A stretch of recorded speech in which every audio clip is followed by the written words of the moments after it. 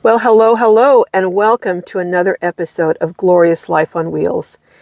In this short video, I'm going to be talking about a circumstance that more and more seniors are finding themselves in, and that is having to make a difficult choice to live in a vehicle when that was not in their plans at all.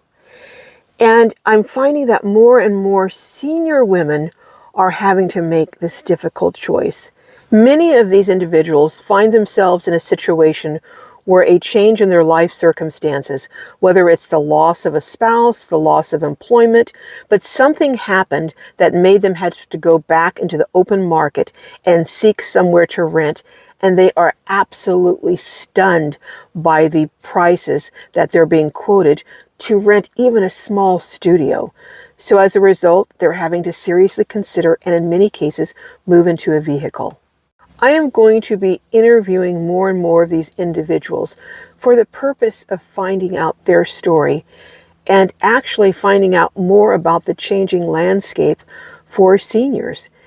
The biggest growing population of individuals who are becoming part of the homeless population in this country is seniors. Shocking as that can be. I mean, think about it. Would you have thought that your grandmother would have become homeless? Well, you know what? That's what's happening now. And I'm going to start talking to some of these individuals, especially the older women. And I'm going to start today with interviewing Mary, a 62-year-old solo female who found that she too, like many others, had to move into a vehicle.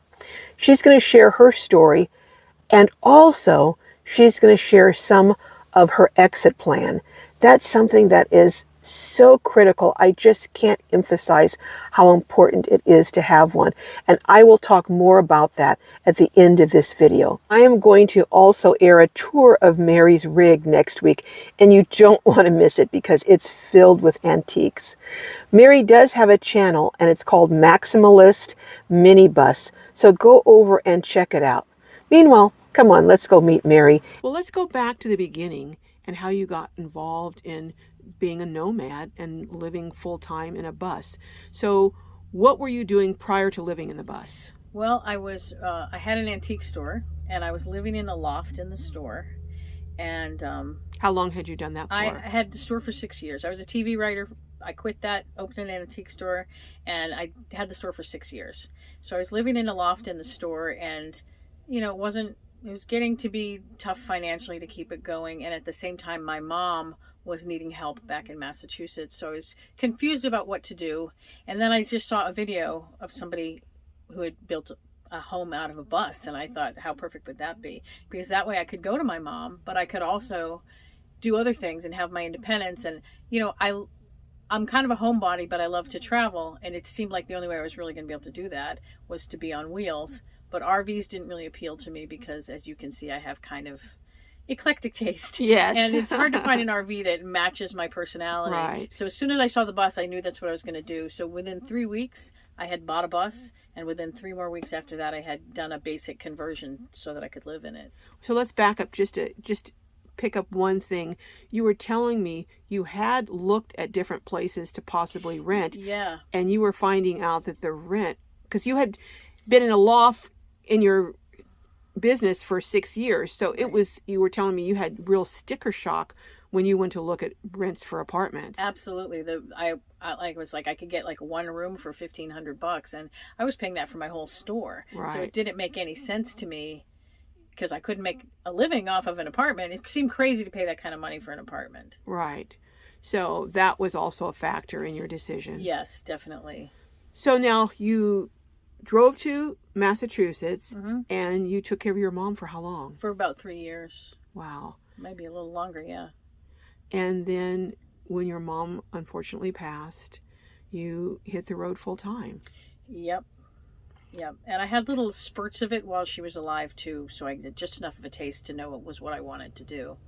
And then when she passed, the world was my oyster.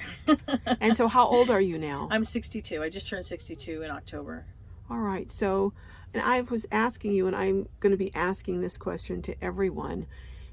do you have an exit plan for the time that you may not be able to continue doing this, or what would your dream exit plan be? My dream exit plan would be to have a piece of land in a temperate enough climate that I could stay there full time if I needed to, with other people around, not isolated.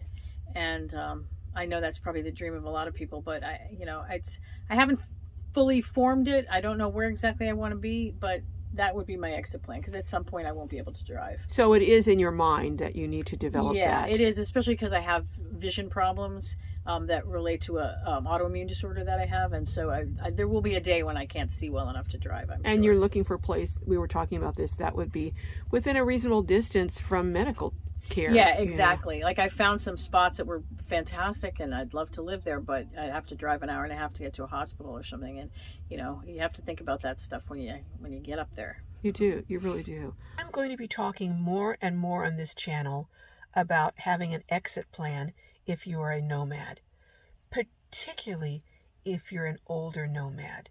There are considerations that may not impact younger folks. If you're an older nomad, chances are at some point, whether it's 2, 5, or even 10 years, you're not going to be able to continue driving.